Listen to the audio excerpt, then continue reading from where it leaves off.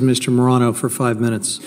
Thank you. I want to thank the House Resources Committee for this opportunity. My background is in political science, which happens to be an ideal background for examining yet another United Nations environmental report.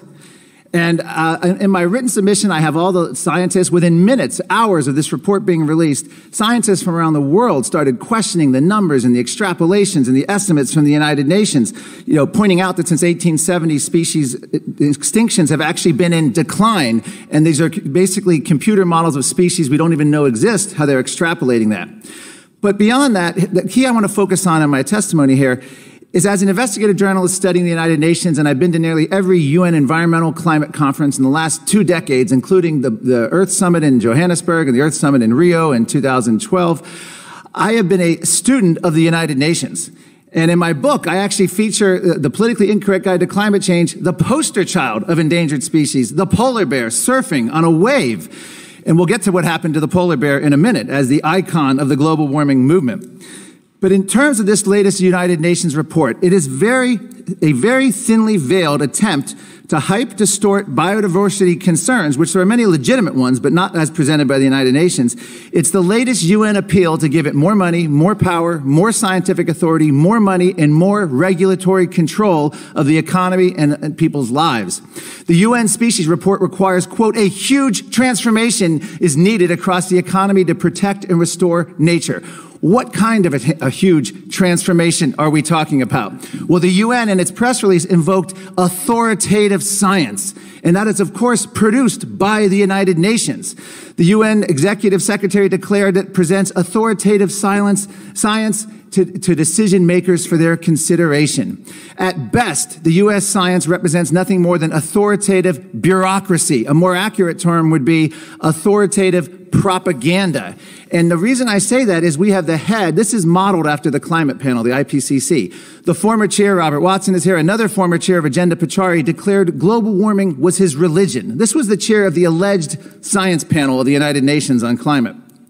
Another top UN IPCC official explained that we will redistribute the world's wealth by climate policy. You have to free oneself of the illusion that international climate policy is environmental policy. It almost has nothing to do with environmental policy anymore. That was Otto Edenhofer, a UN official, telling you that this is essentially the UN, a self-interested organization lobbying for political change.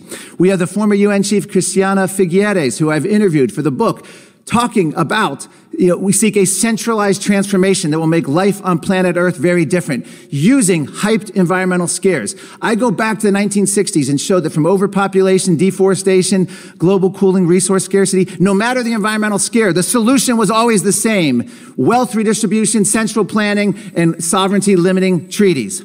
So what I'm here today is to tell you, I'm not here to give some vague critique of the United Nations. I'm here to tell you that the 3 lead authors here, or the 3 top officials from the UN, are part of this con that the United Nations presents itself as the world's expert on scientists, the world's leading authorities.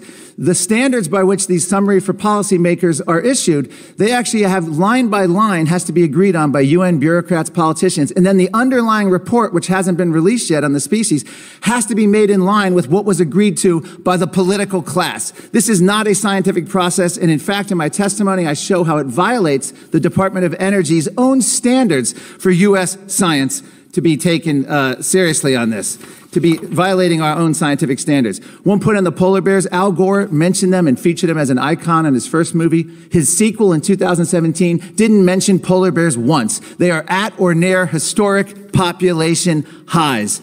So I'm not talking about the UN vaguely. I'm talking about Sir Robert Watson here, Edward Brandizio, Dr. Shin. They are the leaders of this UN politicization of species endangerment science.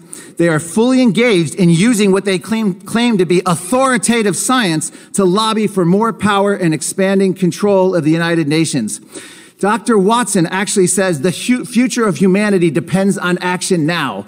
Dr. Watson, sitting next to me, or Sir Robert Watson, is claiming the United Nations can identify the problem, put itself in charge of the solution. He says it's our last chance to save the planet. These are the words of a salesman, a science bureaucrat, not a disinterested... I'd like to ask the witness to direct your testimony to the chair and not to your fellow Dr. Watson, though, these are the words of not a scientist, but of a science bureaucrat doing the bidding for his organization, just as he did during the ClimateGate scandal. They trotted him out on all the TVs. Thank you, Mr. Morano. To say nothing to be seen here. The chair now recognizes Sir Robert Watson for 5 minutes.